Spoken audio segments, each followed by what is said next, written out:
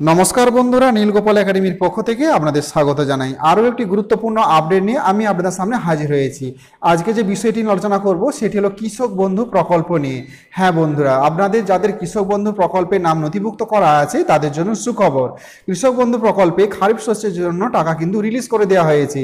অনেক কৃষকের কিন্তু অ্যাকাউন্টে খারিফ শস্যের জন্য টাকা কিন্তু ক্রেডিট হয়ে গেছে। তো আপনাদের যাদের কৃষক বন্ধুর টাকা এখনও পর্যন্ত ক্রেডিট হয়নি, আপনারা কিভাবে দেখবেন যে আপনার অ্যাকাউন্টে টাকা ক্রেডিট হয়েছে কিনা? যদি আপনার ব্যাংকের অ্যাকাউন্টে টাকা ক্রেডিট না হয় তাহলে আপনি কি করবেন, সেই সমস্ত তথ্য নিয়ে বিস্তারিত আলোচনা করব আজকের এই ভিডিওতে। সো বন্ধুরা, ভিডিওটি শুরু থেকে শেষ পর্যন্ত আপনারা স্কিপ না করে অবশ্যই দেখবেন। আর ভিডিও শুরু করার আগে আপনাদের ছোট্ট একটি রিকোয়েস্ট, আপনি যদি আমার চ্যানেল নতুন এসে থাকেন তবে অবশ্যই চ্যানেল সাবস্ক্রাইব করুন ও পাশে দেওয়া বেল আইকনে ক্লিক করতে ভুলবেন না পরবর্তী নতুন ভিডিও নোটিফিকেশন পাওয়ার জন্য। চলুন বন্ধুরা, ভিডিওটি শুরু করা যাক।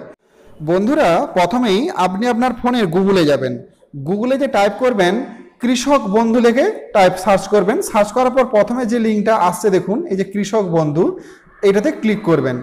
এটাতে ক্লিক করার সাথে সাথে আরেকটা ওয়েব পেজ ওপেন হয়ে যাবে। তো এখানে দেখুন, এখানে কৃষক বন্ধু সম্পর্কিত নথিভুক্ত কৃষকের তথ্য, কৃষি বিভাগ, তো এই যে অপশানগুলো রয়েছে এর মধ্যে দ্বিতীয় নম্বর অপশানটা এই নথিভুক্ত কৃষকের তথ্য, এটাতে ক্লিক করবেন। এটাতে ক্লিক করার পর এই যে দেখুন সিলেক্ট অপশন, আর একটা নতুন ওয়েব পেজ ওপেন হয়ে যাবে। তো দেখুন এখানে আছে, প্রথমে আছে সিলেক্ট অপশন। তো এখানে ক্লিক করবেন। এখানে ক্লিক করলে দেখুন অনেকগুলো অপশন আপনি দেখতে পাবেন।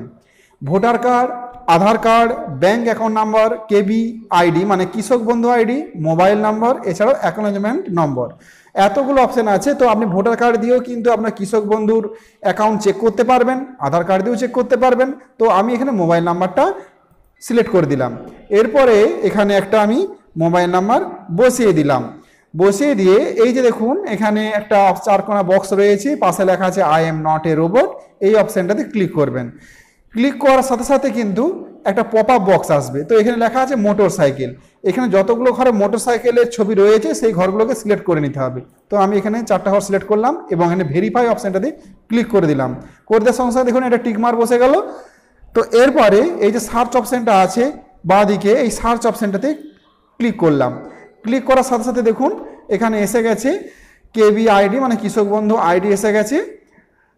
যে কৃষকের আমি আইডি চেক করছি তার কৃষক বন্ধু আইডি আছে, ভোটার আইডি রয়েছে, আধার কার্ড নাম্বার রয়েছে, ফার্মার নেম রয়েছে, ডিস্ট্রিক্ট, ব্লক, গ্রাম পঞ্চায়েত, ভিলেজ এবং টোটাল ল্যান্ড রয়েছে। স্ট্যাটাসে রয়েছে অ্যাপ্রুভ, কিন্তু ট্রানজ্যাকশন স্ট্যাটাসে দেখুন এখনো পর্যন্ত ব্ল্যাঙ্ক রয়েছে। হ্যাঁ বন্ধুরা, এই কৃষকের কিন্তু টাকা এখনো আসেনি। যাদের ট্রানজ্যাকশন স্ট্যাটাসটি ফাঁকা রয়েছে তাদের কিন্তু টাকা এখনো আসেনি। যখন টাকাটা আপনার এসে যাবে, অ্যাকাউন্টে ক্রেডিট হয়ে যাবে, তখন ট্রানজ্যাকশন স্ট্যাটাসে সাকসেসফুলি একটা অপশন এসে যাবে। তো যাদের এখনো পর্যন্ত অ্যাকাউন্টে টাকা ক্রেডিট হয়নি, আপনারা কিন্তু প্রত্যেকে একবার ব্যাংকের বইটি আপডেট করবেন। হয় 100 টাকা তুলবেন, না হলে 100 টাকা জমা দেবেন, বইটি আপডেট করে নিন।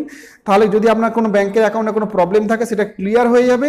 খুব শীঘ্রই এ সপ্তাহের মধ্যেই কিন্তু আপনার অ্যাকাউন্টে কৃষক বন্ধুর টাকা কিন্তু ক্রেডিট হয়ে যাবে।